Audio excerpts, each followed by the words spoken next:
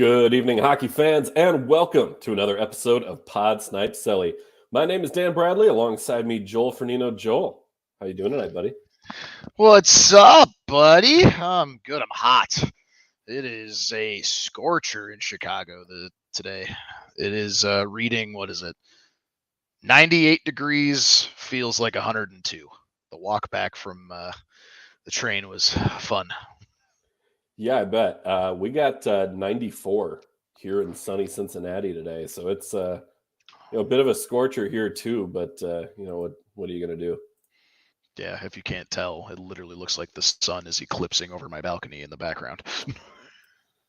Yeah, it's a bright one. The water looks cool though.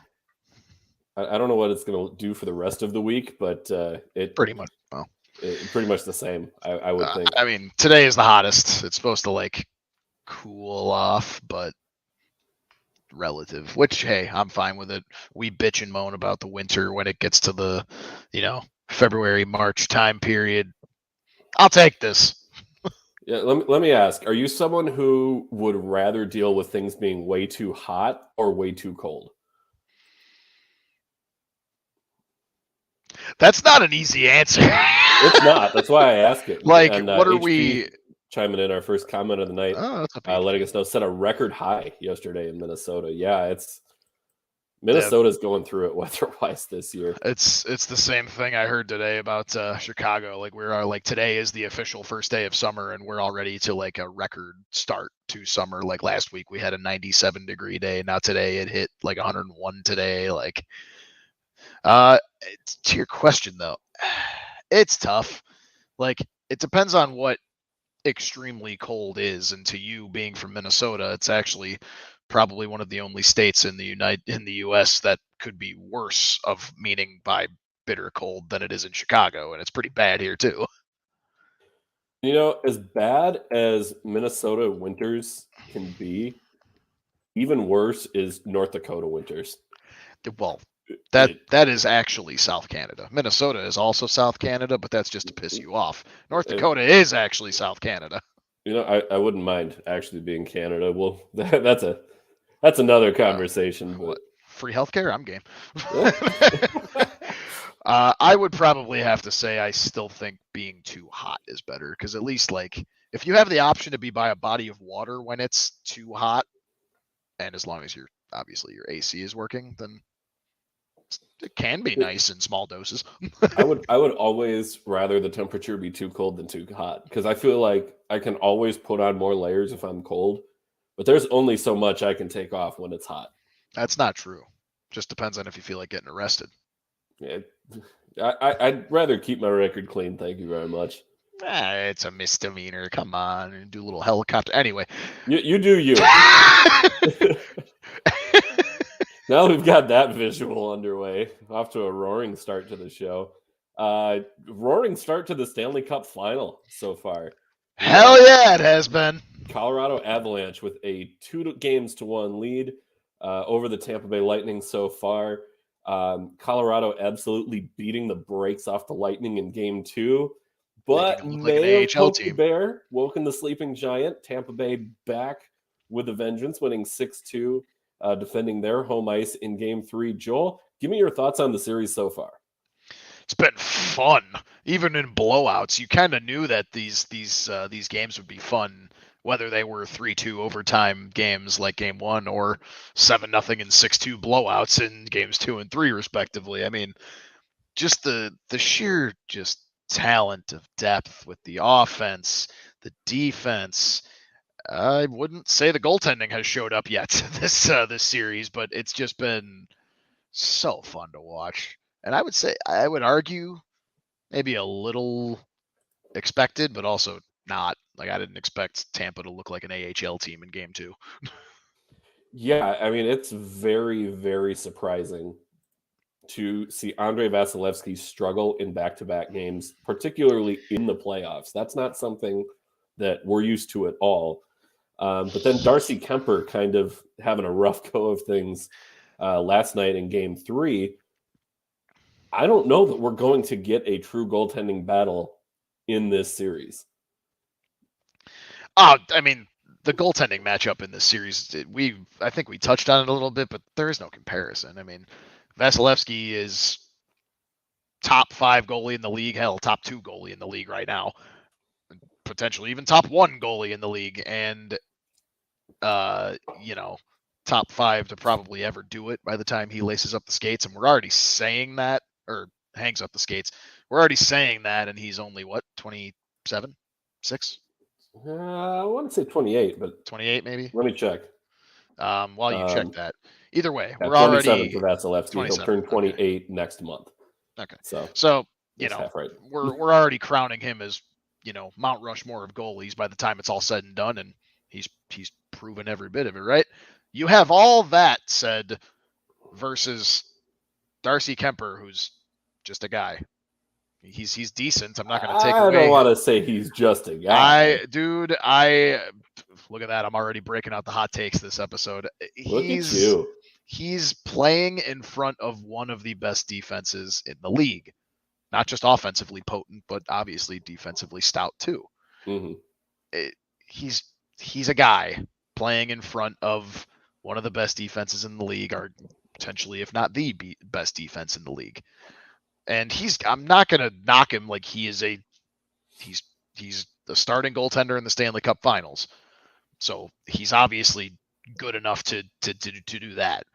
But I don't know, man. He's just, when you get, it's, to me, at least in the Stanley Cup Final Series, I remember as far back as, 2010 or 2009 with Pittsburgh and Detroit, the first one I really kind of ever looked at a little bit before the Hawks started their run. Like, I don't remember goalies getting pulled much in those series, right? When you're a starting goaltender, you're not really getting pulled, even if you let up like 4 or 5.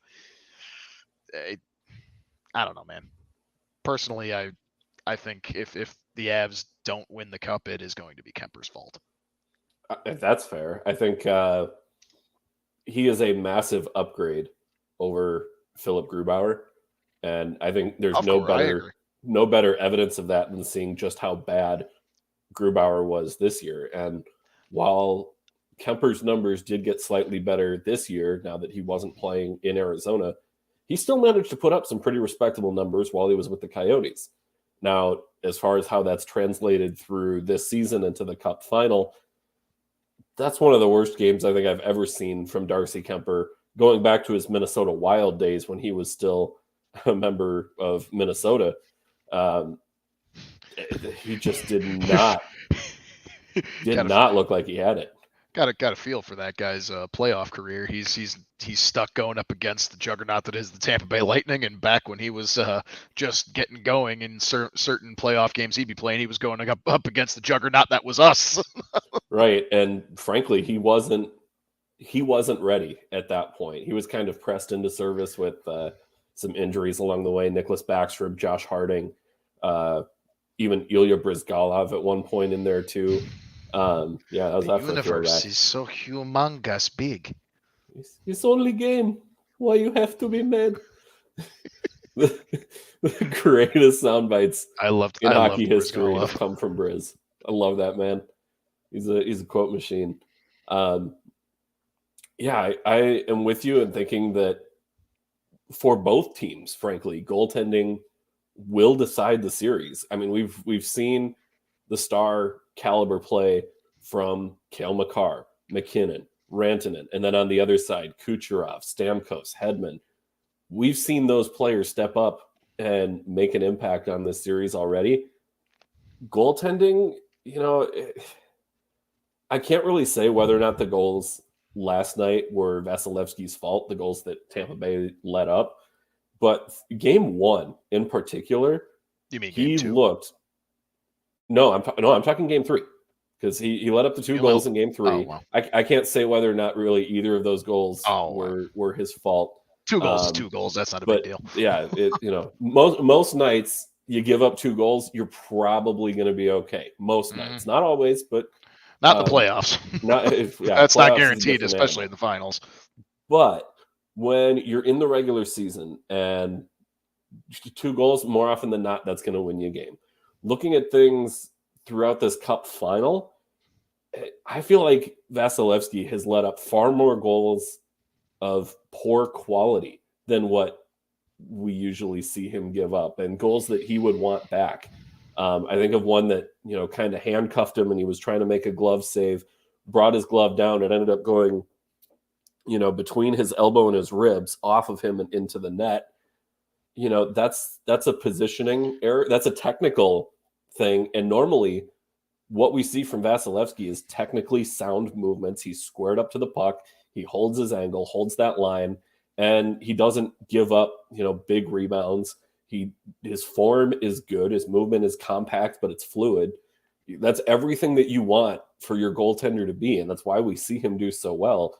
So seeing him give up those types of goals, like, part of me wonders if maybe he's hurt and we don't know it. He's played more games when you include the playoffs than any other goaltender over the past 3 seasons, because they've continued to march through to the Cup Final, and he's playing pretty consistently, like 60 games in the regular season. I know if it's just regular season, Hellebuck has him beat, but if you include playoffs, Vasilevsky has more games than any other goaltender in that span. Maybe it's starting to wear on him a little bit. Maybe he's got some sort of nagging injury that we don't know about, because the type of mistakes that we're seeing, it's not what we're used to. It's not the standard that we've come to expect from Vasilevsky so far. No, I agree. I mean, I think at this point, especially when you're in the Stanley Cup Final, I mean, everybody's banged up. There's always going to be those stories that pop up of somebody's dealing with something, whether it's out in the open or by the end of the series, win or lose, they start coming out and everything starts flowing. Like, oh, he's dealing with I don't know, something crazy like a punctured lung or something, something a little less nuts, just like a sprained ankle, or maybe a little bit of a sprained like quad or something like that, right? Everybody's kind of banged up goalies, now, but I hate to cut you off quick, but we do have breaking news in. Your 2022 Vezina Trophy winner is official. Joel, guesses on to who it is? Igor Shesterkin, my man. It is, in fact, Igor Shesterkin. How is it not going to be Igor Shesterkin? I hated having to cut you off there. You were out. Oh no, that's okay. But just to put the numbers back up in front of everybody again here, 36, 13, and 4 on the regular season for Shesterkin, 935 save percentage, 207 goals against average, 6 shutouts. This was his first time as a finalist, and he is in fact a winner. So congratulations, Igor Shesterkin, the deserving choice for the Vezina. Joel, I'll let you go back to Stanley Cup talk, but then I want to break down Shesterkin a little bit. No, that's fine. I mean, well deserved. I believe Igor Shesty, release us. I mean, that was both of them. We'll break it down, but I'm pretty sure both of us picked him unanimously at the beginning of the year. But anyway, I didn't pick him at the beginning of the year. I know we both had him by the end of the year on our ballot. I did. I think I had. Shoot, I have it somewhere. I'll look it up, but I know I didn't have it. I did not have Shesterkin as the winner. I know that much. I know going into the season. No, but back to the Cup Final.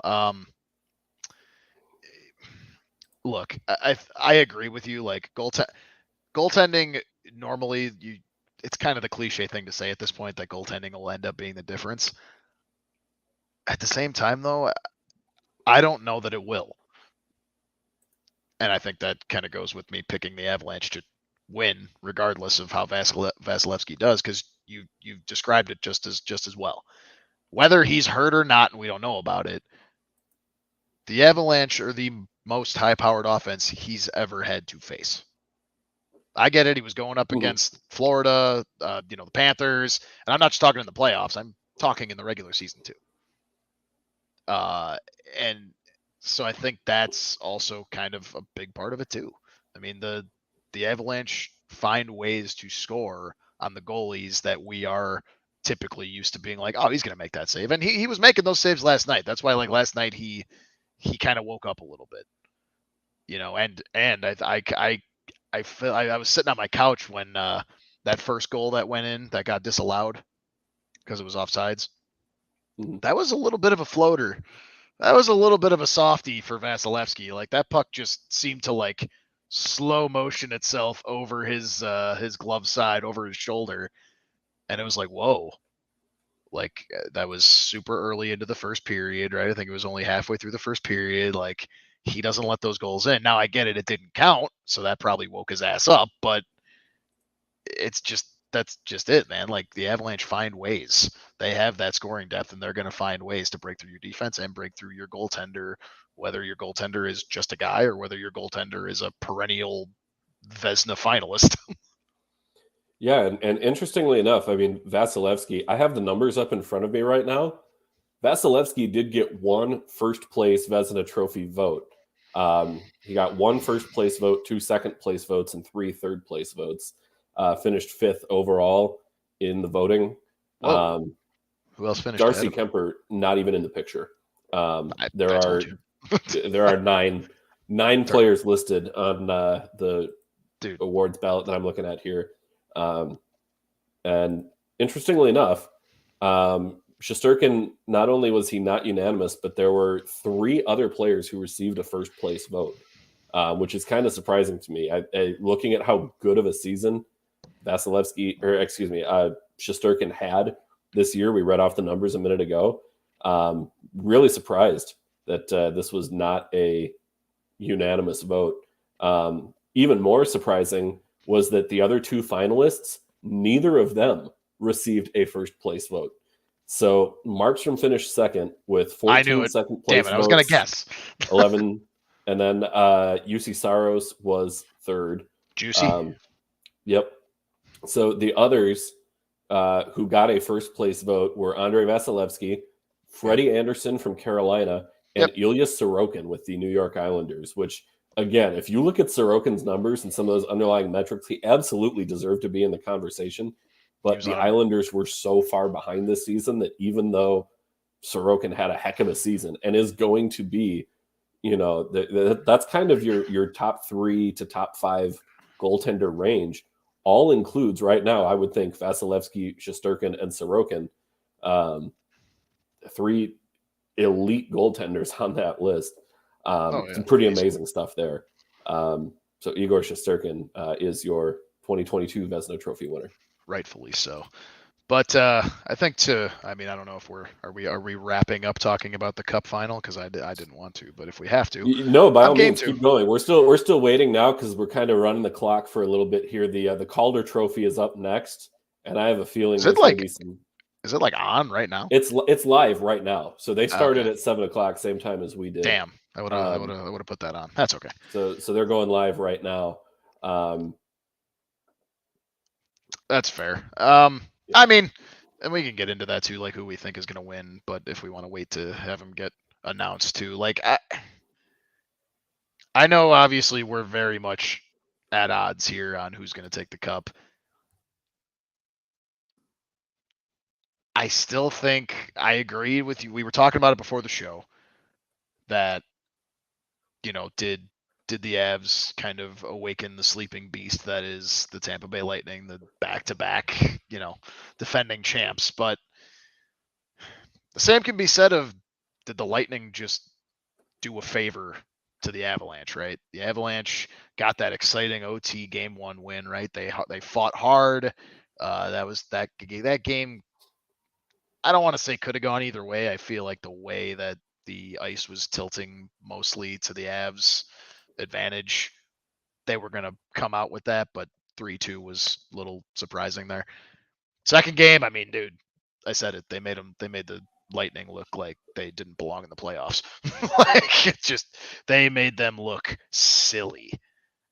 And then last night happens, right? Last night happens, and I'm going to argue that they didn't make the Avalanche look silly. They didn't make them look like they didn't belong. There were just some bounces here and there that are going to go your way. And not to mention, when those bounces are going to go your way, I'm channeling, I think it was the 4th goal he had made, or the 4th Tampa goal to make it 4-2, with that puck just floating right in front of. Wait, are you talking last night? Last night, yeah. Yeah, sorry. I thought you were still on Game 1 here. No. I'm on last night, Game 3. That little floater. It was either a turnover or it had bounced off the boards and just kind of. Oh no, it was a turnover. And Stamkos is right there, right in front of Kemper, and Steven Stamkos isn't going to miss that shot, right? Like, you give up chances like that. Not to mention, maybe to an extent that that first goal by the Avs that quieted the crowd temporarily in Tampa getting disallowed. I don't know if I'll call it a backbreaker, but it definitely probably was felt.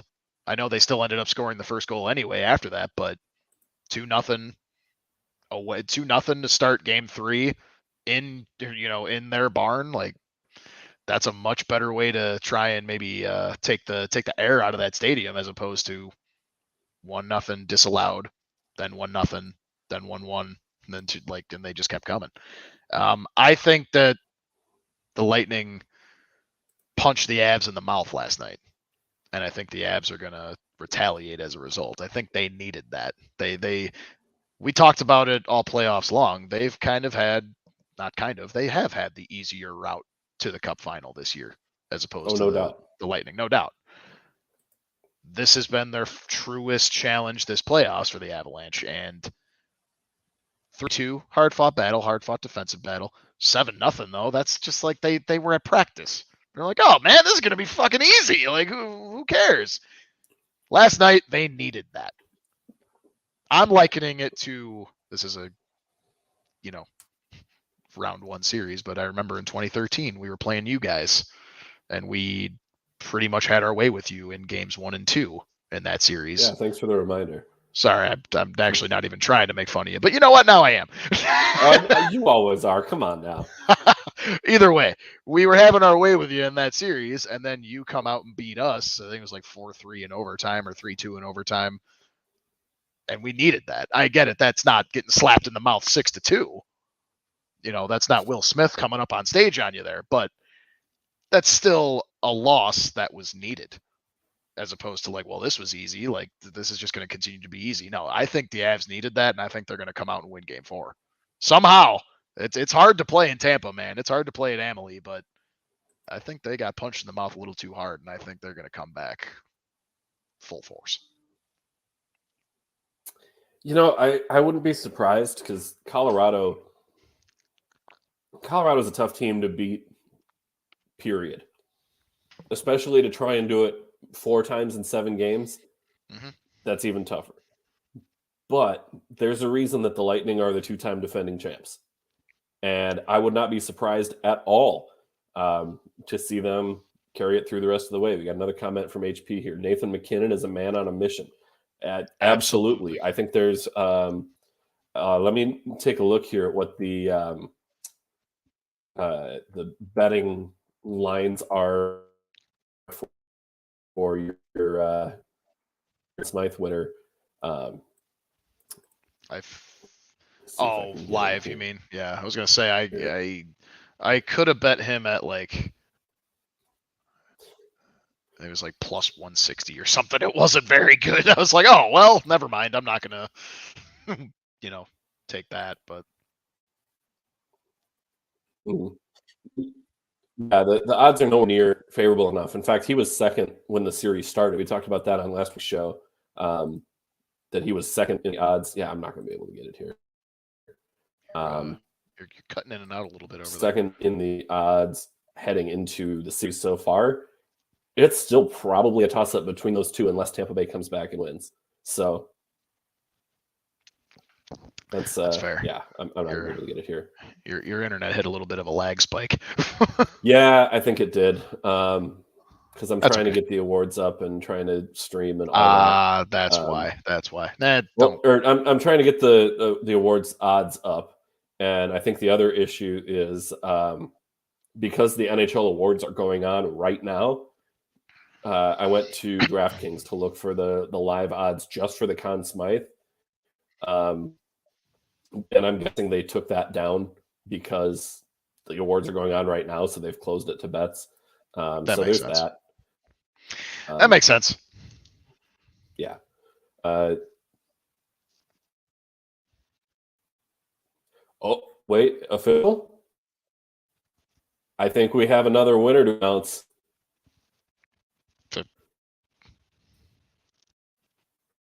I'm waiting for somebody with a check mark to say it.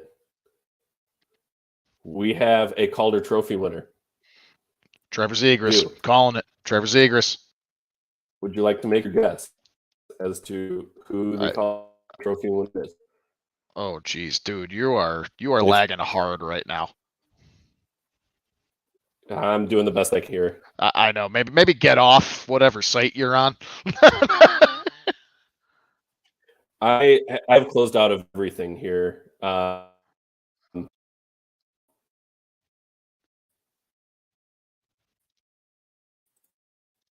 Yeah, but try that.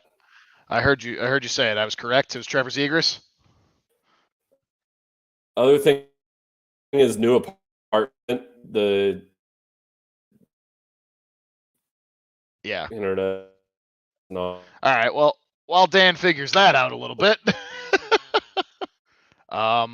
you heard it. Trevor Zegras is your Calder Cup winner. Oh, sorry, No, you are Cup. it is Trevor Zegras. Wait, it's not Trevor Zegras? Bro, you are like frozen. Still having. I've been trying to. Moritz Seider? What is that shit? All right, well, you heard it here. Moritz Seider is your Calder Trophy winner, which is absolute utter bullshit. Just kidding. I mean, the kid was great, but I mean, Trevor Zegras. No, I'm just kidding. Congrats to Moritz Seider. That's a well-earned Rookie of the Year win right there. New apartment, same shitty Wi-Fi. Yes, exactly. HP. And look, he's so Dan is actually frozen right now on a nice smiling picture. So at least oh, there we go. Now it's no longer smiling. Now he's got the chin touching going on. But hey, Moritz Seider is your Calder Trophy winner. Oh man, now he's frozen in that the nice little pose. That's all right. Hey, the show must go. Oh man, am I riding solo right now? I could do that. So as Dan said, like we'll continue, I guess, to live update. I know there's no legal issues there. We'll continue to live update as winners continue to. Oh, do we have Dan back? Am I back now? I believe. Well, you're still a little laggy, but I can hear you. A little laggy, but I can hear you. All right. Well, what I'm going to do is I'm going to put you full screen, and I'm going to move to another room. So I'll put you full screen here. We'll hit you with the solo layout. Hey, that's all good. Now, I really was about to gloat for a second there that I was 2 for 2 on Vezina and now Calder, but I still think I get it from a points perspective. And here, while I pull up the points really quick, because I can't remember exactly what Moritz Seider's stats were to end the season. I know he was leading in points of all rookies, if I'm not mistaken. I believe that's what. I mean, who are we kidding? I mean, that's points leaders is usually what's gonna. Yeah, so he put up 50 points this year as a rookie, and that's obviously damn solid. -9, but you also got to remember he's on the Red Wings. Red Wings were hot for about the first quarter of the season, so obviously he raked the points in there, but then he continued. 7 goals, but 43 assists. I mean, damn, dude, that's solid. He had 4 game-winning goals. A couple shorthanded points, no shorties. So not bad. I did have the stats up for who he was behind, but I guess my only argument would have been that I think Trevor Zegras, in a way, earned it or would have earned it from a not just point-based perspective. I mean, that kid is marketing the game. He basically is marketing the game at this point. So I think that was my argument why Zegras probably should have won it. But obviously, Seider being the number 1 point getter of all rookies, I mean, that's what wins it. Oh my God, is he I've back? Got the numbers here. I'm back here. Oh, he's back. So Seider finished 4th in total points among rookies. 7 goals, 43 assists. Really? He was the only defenseman in the top 13 in points.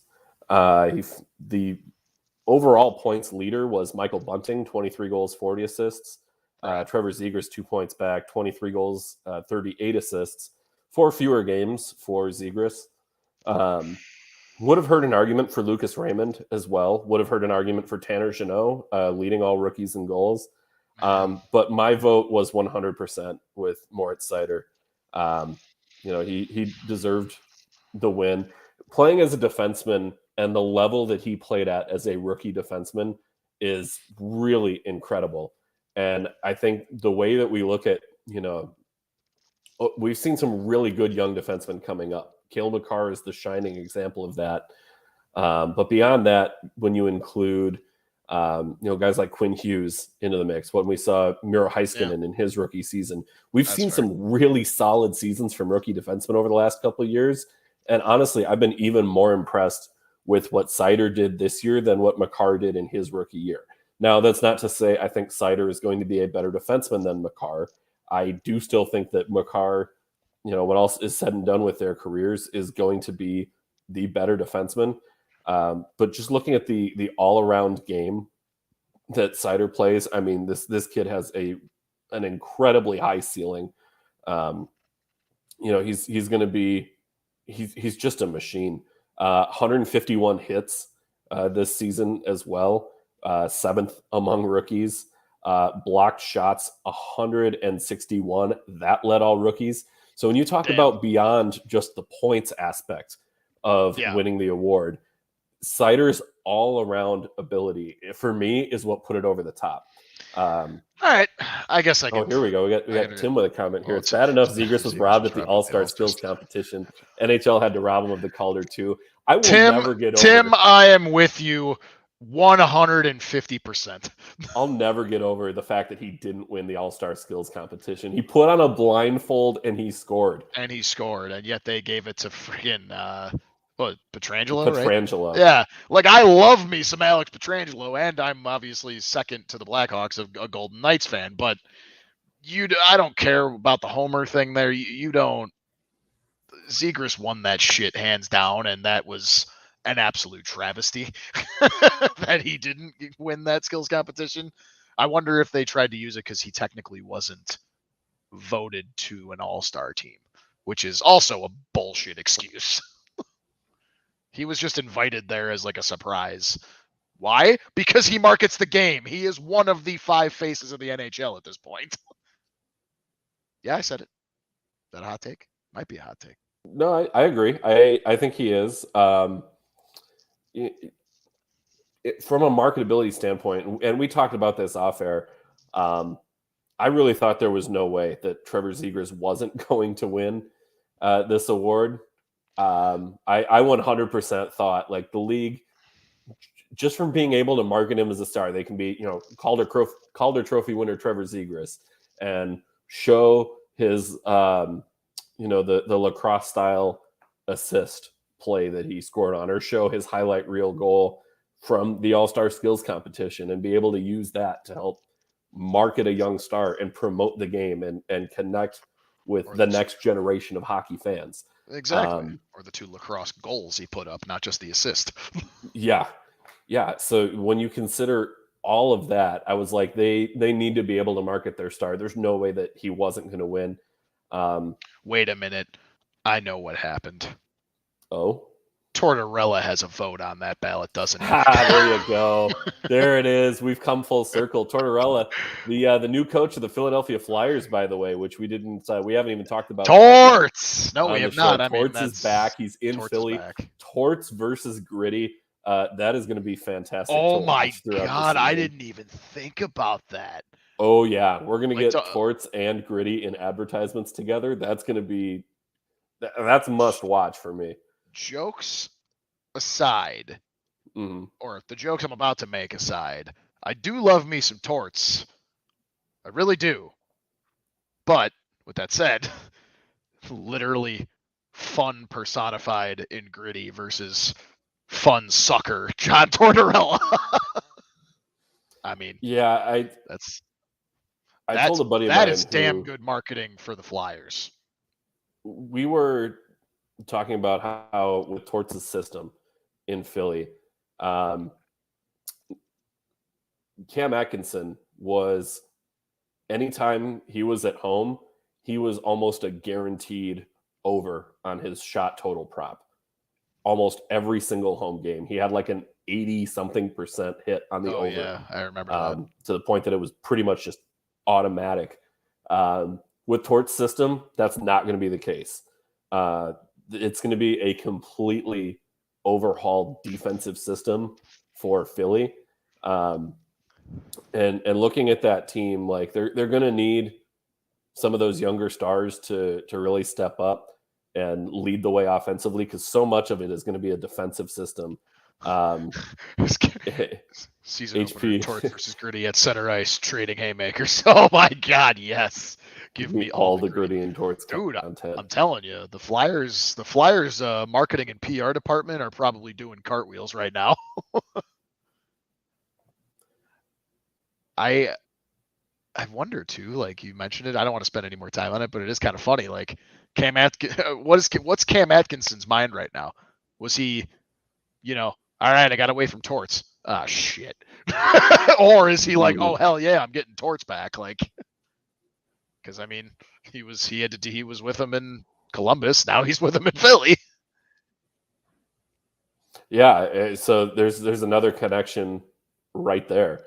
I for one am fascinated. I know our boys over at Flyers Alley, friends of the show, they've been on this Torts to Philly ride for a while now.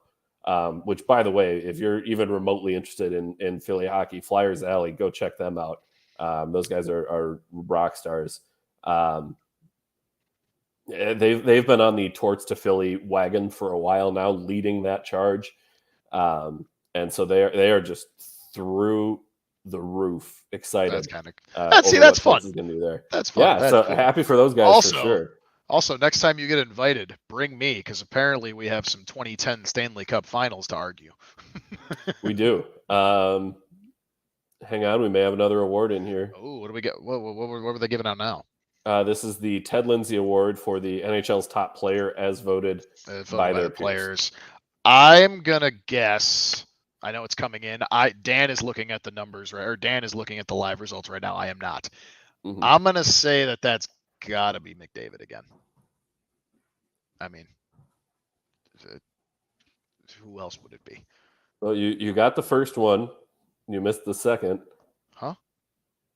Oh, right. Yeah. So I'm right. 1-1 right now. Right. Although you're 1-2. So you correctly guessed on Shesterkin. You incorrectly guessed on Calder.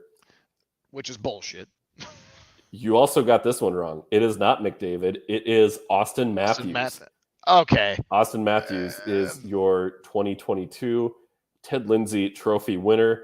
The guy scored 60 goals this season. I get it. That's exactly what I'm looking at right now. Like I did. How quickly I forget that he put up a casual 60 goals this year. Yeah, like I don't feel like it gets talked about enough that like dude scored 60 goals. Like that really isn't super common to see those kinds of numbers. Like even last year, when McDavid was putting up historic numbers, and even this season, Leon Draisaitl is next at 55. There are 4 50-goal scorers in the league this year. Then Kirill Kaprizov in 5th at 47. Got to give him some love.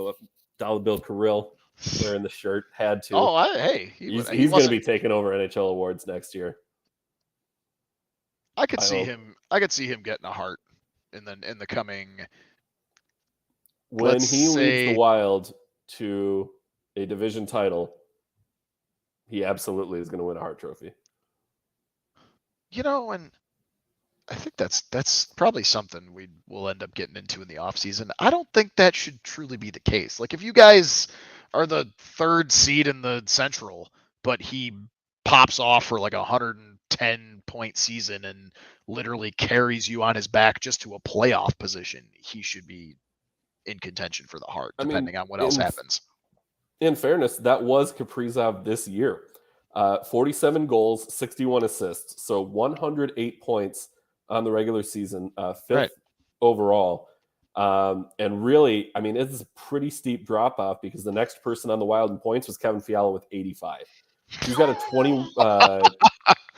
23-point lead over the rest of the team. He had statistically the best season in Wild franchise history. Record for goals, assists, primary assists, and secondary assists this season. He's already the best player in Wild franchise history. Easily. Easily. He put that debate to rest this season. Austin Matthews, your Ted Lindsay winner. A solid season for Austin Matthews.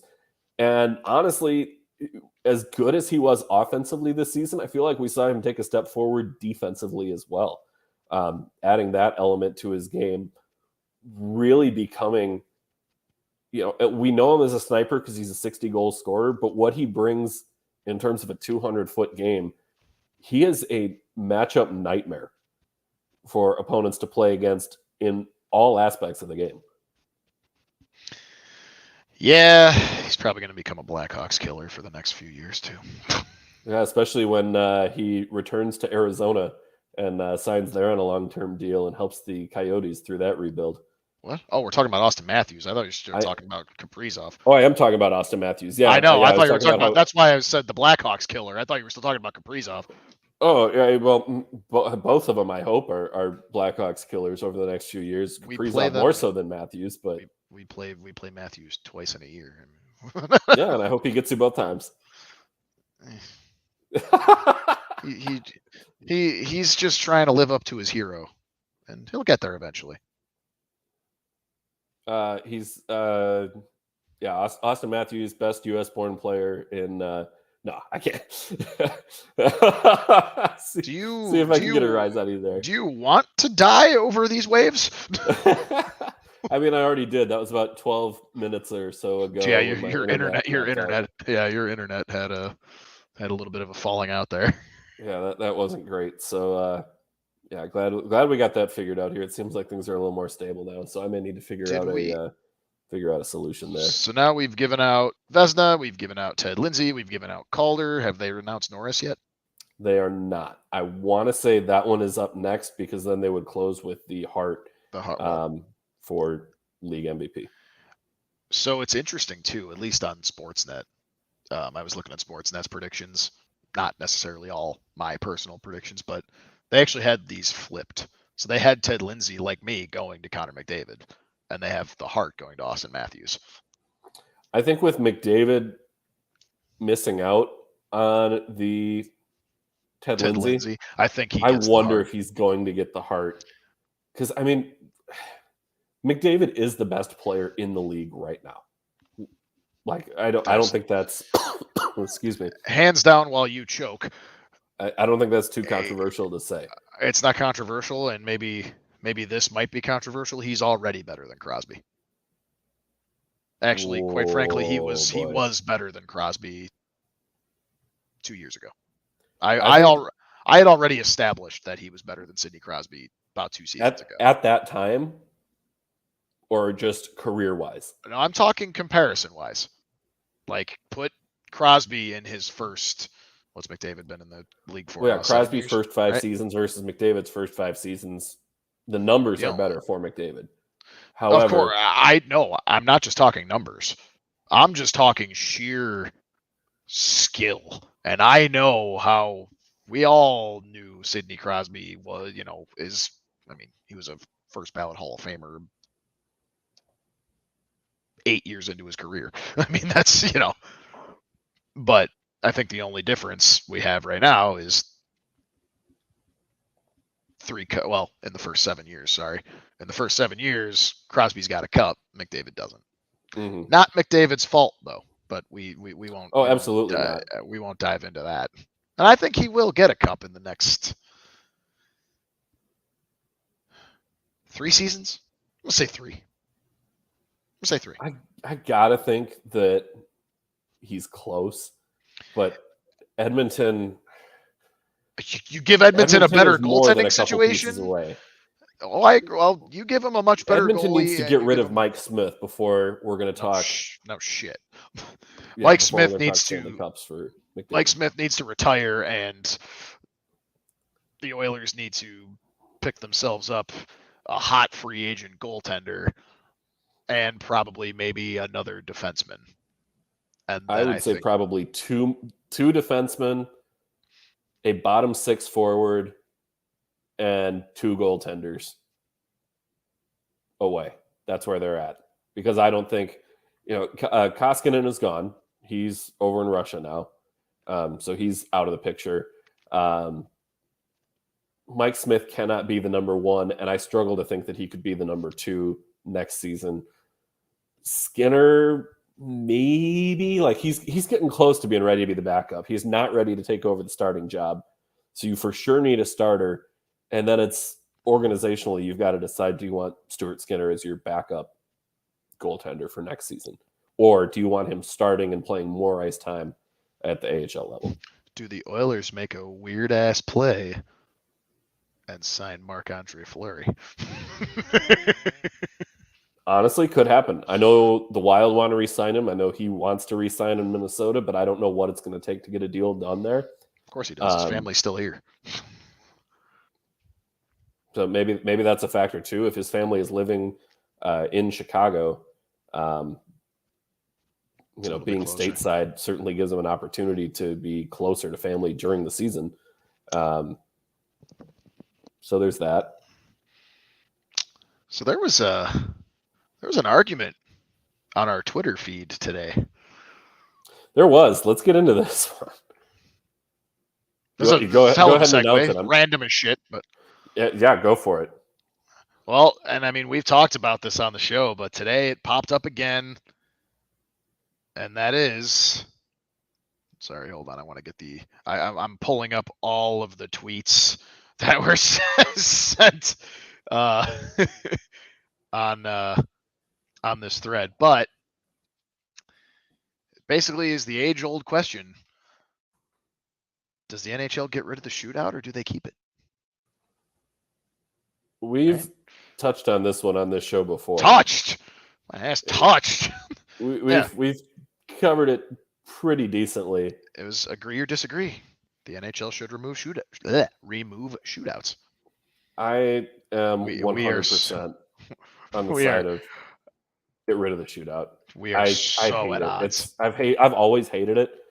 I think it's the dumbest thing in the sport outside of the trapezoid rule. And it might even be dumber than the trapezoid rule. It's close for me. It's that there is 1A and 1B. See, we agree on the trapezoid rule. Yeah, that it's stupid. Why does you can be in favor of the trapezoid rule? Tell a goalie there's an area of the ice where he can't play the puck. Like, no. If the goalie's going to come out that far, let him expose himself to the risks of playing the puck in the corner. Arguably, though, the trapezoid rule has made Mike Smith a slightly better goalie. It limits him a little bit. It limits him to where he can go and what he can do because he wants to come out and play defense all the damn time. Well, let's not forget, Mike Smith has scored a goal in his career, firing one into an empty net. So that is true. He'll come out and play the puck. Maybe we get more goalie goals if we get rid of the trapezoid rule. I don't know what all that would entail, but that's not the topic at hand, though. No, the topic at hand at this point is the shootout, and does the NHL still need the shootout? I think with how 3-on-3 has expanded, and it's still got that element of teams will rotate, they'll go back outside their zone, they'll get the fresh legs on and try and catch the other team in a line change and attack and score with speed off the rush in that situation. To me, that's still more exciting than a shootout, because at the very least, there are players from both teams other than the goalies on. To me, that's how the game is played in the regular play, the first 60 minutes. Overtime, to me, it should be consistent the same way. You've got players from both teams on the ice deciding the outcome.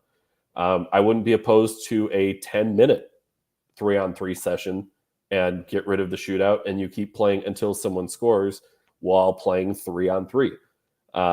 That way you're still keeping the game moving. You're still opening up the ice for more chances to be creative and score, but you do have players from both teams on the ice. I would much rather see the 3-on-3 end to a game than the shootout.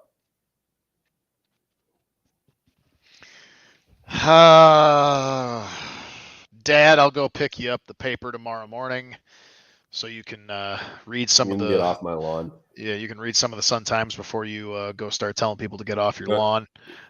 Well, we may need... we do need to put a pin on it. Norris Trophy has been announced. Oh, we're not putting a pin in anything. We'll pause it. That's what I'm saying. We're going to pause that discussion. We'll put a pin in it. We'll come back to it. But your 2022 Norris Trophy winner is in. Joel, it was down basically to Roman Josi or Cale Makar. Joel, who is your winner? I want to say Josi because of how that award has just trended the last few years with point scoring, and Josi led defenseman in points, if I'm correct. He did, yeah. So Josi had 96 points, 23 goals, 73 assists. However, Cale Makar 10 points back at 28 points, 28 goals, 58 assists, 86. That's nuts, though. Nearly putting up 30 goals as a defenseman is absolutely unheard of. So who's your guess on the winner? It's interesting because they went the opposite way this year with the Calder. It wasn't the highest point total. Hell, it was the fourth most points total. However, the defenseman probably but the highest scoring defenseman. I get it. I think it was Josi. I have not seen anything, by the way, for anyone who's like, he looked it up. I might be wrong. You are wrong. It is Cale Makar. Wow! Cale Makar is your 2022 Norris Trophy winner. Oh my God! Good for the NHL. They're finally getting it right on the Norris Trophy. Yeah, when you look at the defensive metrics, it was not a comparison this season between Makar and Josi. Points were the only thing really keeping Josi in the conversation. And that's not to say Josi didn't have a great season. An NHL defenseman in today's day and age putting up, 96 points is unreal. Easily. It doesn't happen. It was one of the historically great seasons that we've seen from an NHL defenseman. And at the same time, Cale Makar also had a historically great season because he scored 28 freaking goals. Friggin' goals. Like, it's nuts. And Makar's all around, like watching him go toe-to-toe with McDavid in the Oilers series in the Western Conference Finals was incredible. Watching those two on the ice at the same time, absolutely battling over pucks, racing down the ice for who was going to get better positioning. Makar is just so stupid good at hockey.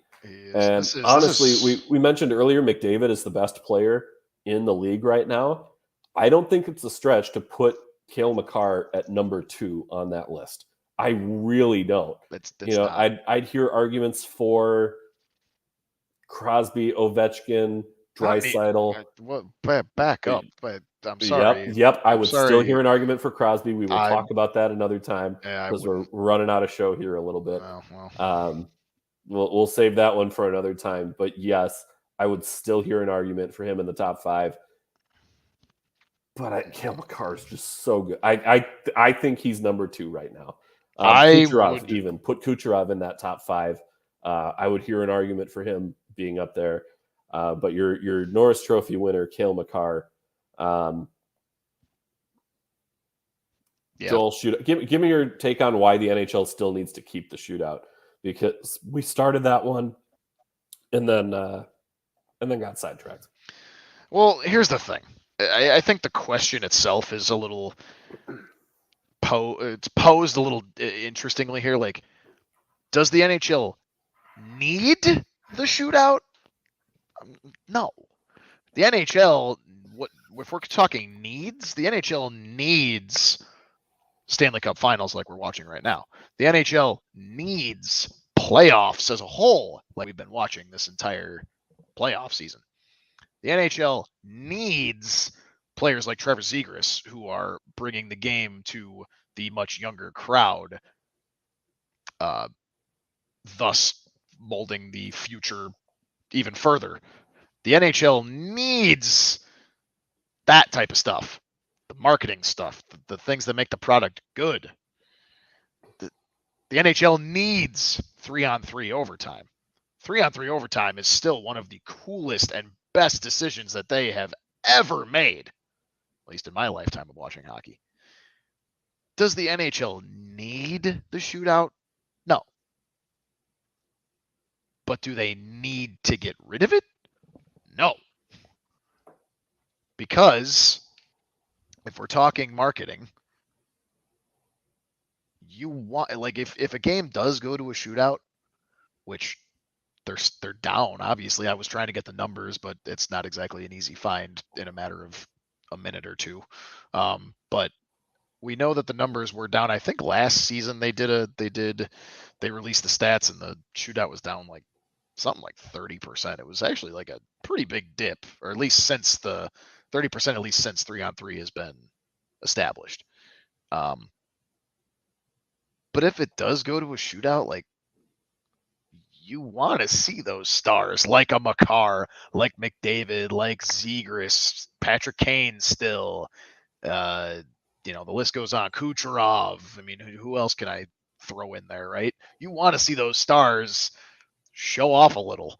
And it was said by HP, I'll give you a shout out because him and I agreed on this on Twitter. There's nothing wrong with it. It's the perfect way to end the game in a tie. It's the perfect way to make sure the game doesn't end in a tie if that 3-on-3 doesn't work. Am I opposed to a 10-minute 3-on-3? Absolutely not. It's amazing. But the regular season isn't worth just continuous overtime. And I don't even want to hear that we should start having ties because I will shoo you away from that shit. Do not come at me with that shit. No game should ever end in a tie. I'm not going to hit you with the tie. I am going to say, though, I do think it needs to be 3-on-3. Get rid of the shootout. It's made 3-on-3 has made the shootout irrelevant because it's a perfect hybridization of 5-on-5 for regulation and cutting down the number of players on the ice for a shootout. It is the perfect hybrid of that. So for me, keep the 3-on-3, extend it, ditch the shootout. That's where I'm at with it. I mean, I'm just not there yet, man. I still enjoy an occasional shootout. And the thing is we're talking occasional, like it really is occasional at this point. Who cares if it's irrelevant? If it's really that irrelevant, then why do you care this much about it? Why do other people care this much about it? What do you mean? You said that 3-on-3 has basically made shootouts irrelevant. Mm-hmm. Really? Because people would much rather watch the 3-on-3 overtime than the shootout. Right, but people also, like, the regular season alone isn't enough to have potentially 3-on-3 go for 3 overtimes in a regular season game in the middle of November. Sure it is. I don't see it. Not Basketball, to mention continuous OT until you got a winner. MLB plays continuous OT until you've got a winner. Yeah, and look how MLB's marketing is going right now. They're trying to shorten. Is a much different case. Yeah, I get it. They're still making way, way, way more money than the NHL is. Well, that's always going to be the case, though. NHL will always be fourth among the 4 big sports. They don't have to always be fourth. They probably will be. They can catch MLB, and they darn well might. The way MLB is headed, they might. Based on the playoffs. Here we go. HP. I think a 10-minute from HP, a 10-minute 3-on-3 solution, or 10-minute 3-on-3 is the best solution. But if the NHL refuses to do that, I'm okay with the shootout to decide a win in the regular season. Right. Who cares? I think the bigger issue is they need to adopt the 3-2-1 point system. 3 points for regulation win, 2 points for overtime or shootout win, 1 point for overtime or shootout loss, no points for regulation loss. Do it that way. I mean, hey, and to me, that's fine.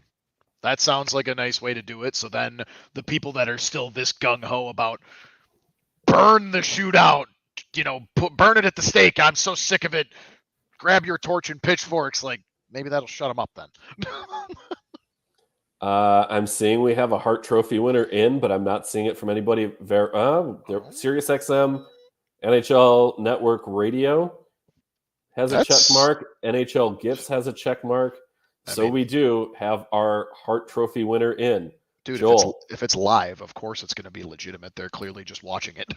Well, I want to wait until I've got somebody verified because I don't want to say something on the show that is from a non-verified source and it's just a fan who is celebrating or get what's his name? Boothed. I don't want to get boothed. The Twitter account, Mr. Booth, who pretends to be NHL insiders breaking trades and news and whatnot, Well, and getting you- people to retweet, and you wouldn't and be. it's all fake. It's just but there's malice in there. This is just you like I No, saw it. He does it to troll and be funny. Right. What? And I don't know. I don't want to get trolled and say the wrong thing on the show. That's part of doing it live. Is you wait until you verify the source. So we do have our sources in. We have our Hart Trophy winner, Joel. You have one last shot to go 500 to get back in the win column. You correctly predicted that Igor Shesterkin would win the Vezina. You whiffed on the Norris. You whiffed on the Calder. You whiffed on the Ted Lindsay. Are you going to get the Hart Trophy winner?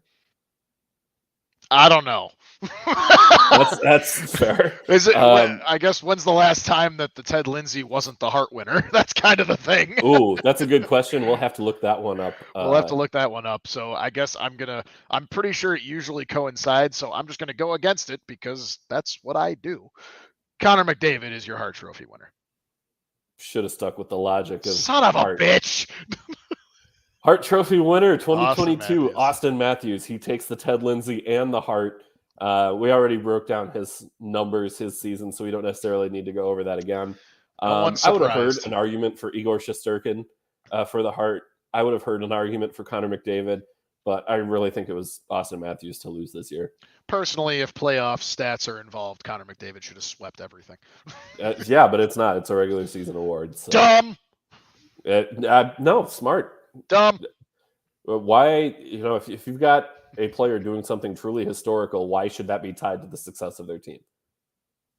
What? These are individual awards. They're not team awards. It shouldn't be tied to including playoff stats. It's not. It's just an extension. Have you not seen what McDavid did these playoffs? And he's still sitting at the top. But I'm saying that's entirely different than the regular season awards, which is what they are. Well, guess what? I am talking to a frozen screen right now. So, of course you are. I can hear you though. You don't have to stop talking. I can. Okay. Hear you. Well, if you can still hear me, at least, yeah. It's an extension of regular season awards. We don't need it to be an extension of regular season awards. It's just based on regular season. Connor McDavid had an outstanding playoff run. But again, regular season awards should not be included to or tied to in any way postseason success of the team.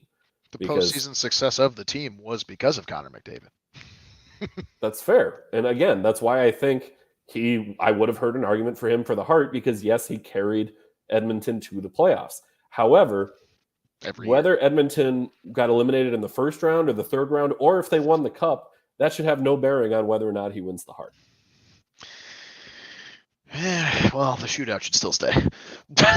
We've had like 8 different topics that could be 2 minutes for roughing. Joel, I've got a great stat for you. Corey Perry. You mean that rat bastard? Yeah, go ahead. The first player in NHL history to score a goal with 4 different teams in the Stanley Cup Final. Can you name those 4 teams with which Corey Perry has scored a goal in the Cup Final? Well, okay, obviously Tampa. Yep. Obviously Montreal, obviously Dallas, and obviously Anaheim. There you go. You got 4. That's easy. Bada bing, bada boom. That was really easy. Yeah, trivia doesn't have to be a hard question. It's just an interesting question. Thanks to the broadcasts, though, of the games, I actually forgot he played in Montreal last year. I knew he was on Dallas. Mm-hmm. I obviously know he's on Tampa this year, and obviously he spent most of his time with Anaheim, but I actually completely forgot he had that cup of coffee with Montreal last year. Yeah, people forget, too, that Corey Perry is also a Hart Trophy winner. So that's why I wanted to bring that one up, because he was a Hart Trophy winner in the past. That was a fluke. Yeah. Success is success. I'm not going to take it away from anybody.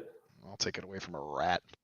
Dude's a douchebag. Did you see what he did? Did you see what he did to Kemper when there was nobody around?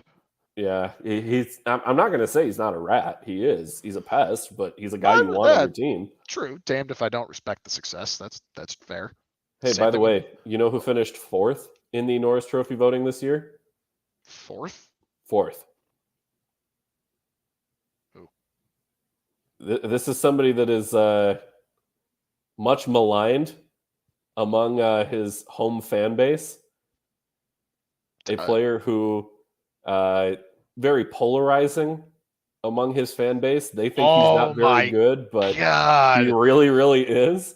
Friggin' why can't I think of his name? It's on the tip of your tongue. Come It on, really buddies. is. It's Capitals. No, No, not Capitals. not What am I thinking Capitals. of? Boston Bruins. Defenseman? Yeah. Who do Oh, Bruins fans love to yeah. hate Well, I don't think most on their Bruins own team? Yeah, I don't. Friggin' Charlie McAvoy. I mean, There you go, Charlie McAvoy. I don't think most Bruins fans hate him. I just think, and if he's listening to the show, hi, what's up, buddy? I just think he hates on him completely wrongfully. Hey, Kirill Kaprizov actually 7th in the Hart Trophy voting, so that's pretty I don't cool. know. I don't know why I thought you were gonna say Norris. I was like, damn, he's that good. Yeah.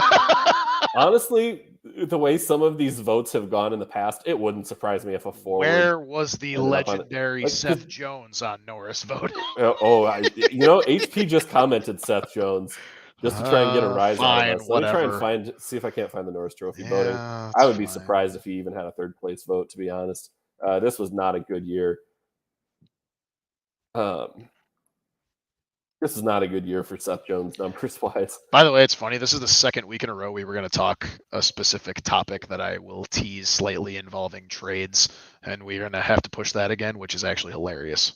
There's a tease for you. It's coming. I don't know when, but it's coming. Here's an interesting one for you too. Roman Josi finished 6th in the Hart voting.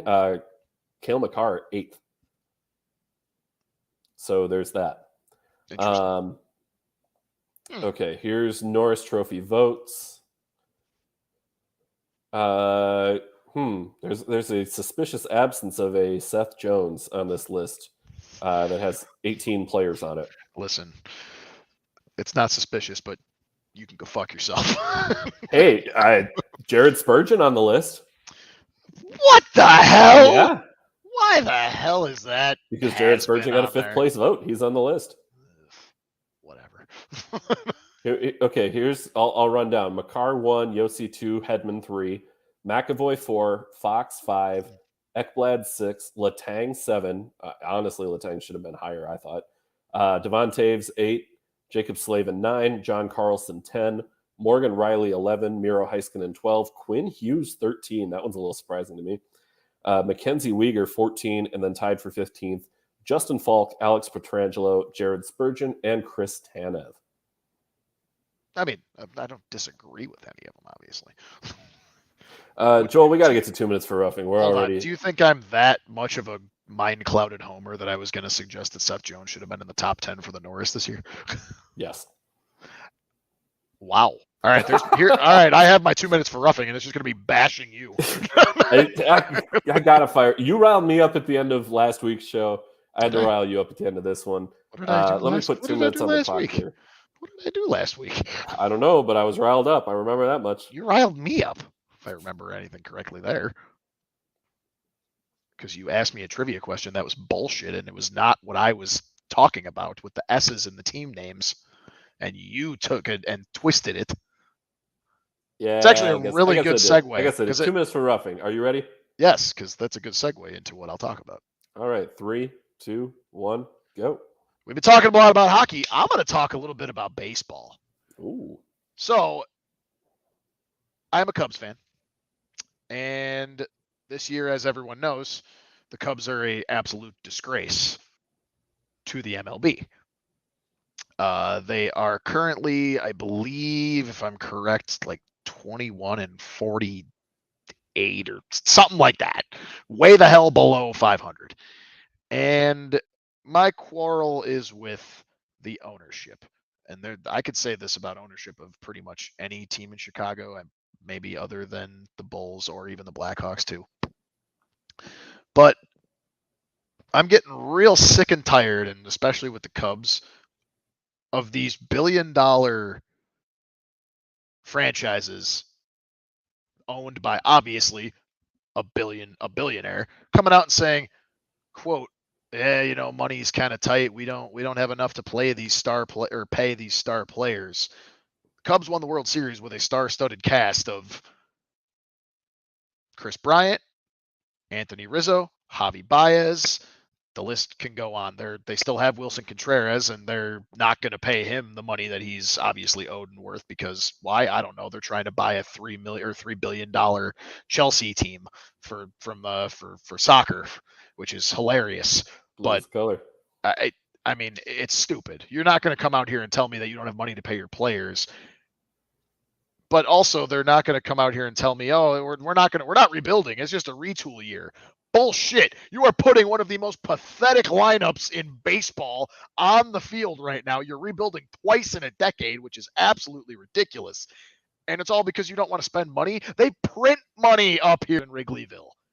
Literally. But no, we have enough to build a sports book and buy a soccer team. But nope, we don't have enough to be competitive. It's fucking stupid. Honestly, I had more to say, but I got on a little bit of a tangent. You know, if it's any saving grace, Javi Baez is batting 200 this season. And on-base percentage 242. Chris Bryant, minus 0.2, wins above replacement, 270 batting average. No home runs despite playing in Colorado. Like, literally, that is a home run breeding ground. Oh, I agree. I left home run park in baseball, and he can't hit a home run there. Right. I left it out of the rant just for time's sake. But yeah, I mean, Baez is not anything of what he was when he was here. Part of that, for Baez specifically, part of that might be because he loved it here so much and couldn't get the deal done with the piece of shit owner that we have. Well, not obviously it's not on the owner, but obviously that owner is probably making the final calls from above. Bryant, I agree. You and I have as many home runs as he has this year. So, I mean, that's that. I'm not going to say like, hey, we got away with something not having to pay those guys. Would they have been playing up? Who we really fucked up on was Rizzo. Yeah, Rizzo's having a pretty solid year this year. Just a little bit. 49 RBI, 1.7 wins above replacement, playing for a first place Yankees club. 864 OPS. You know, he's doing all right for himself. Yeah, just a little bit. And we wouldn't pay him a measly, I think he wanted like 115 or 20 mil over like 5 years. It's so weird to hear 120 million described as a measly paycheck. In baseball, it is, dude. You're right. I mean, look at the contract. Not to say Mike Trout didn't deserve every damn penny that he's making every year, but Mike Trout for what was it, like 425 million over the course of 10 years, I think it was, or something. Something insane. But anyway, that's my rant about shitty, cheap ownership that is the Cubs ownership. Well, that's a good place to put a wrap on tonight's show. Thanks everybody for watching. This was our most viewed show in several weeks. Whoa! Yeah, we had a pretty good viewer count, so thanks everybody who tuned in live. As a reminder, you can always catch us on demand on Apple Podcasts and on Spotify. You can also find us on YouTube if you want to go back and watch old episodes there. All of our shows are on all three of those platforms. We're live Tuesday nights at 7 o'clock Eastern, 6 Central. Flip over to the Sports 2.0 Network Twitter page as well. In the Green Bets, we say they're next. They're honestly on right now. They've already started doing some U.S. Open recap there. Are they going to talk about live? Looking ahead to the next event.